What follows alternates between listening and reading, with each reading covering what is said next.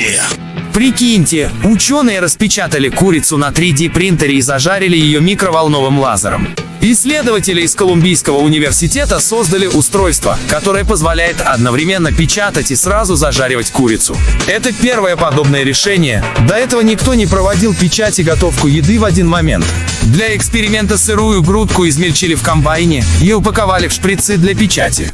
Приготовленная таким образом курица оказалась менее сухой и более приятной по текстуре. Happy News. Новости.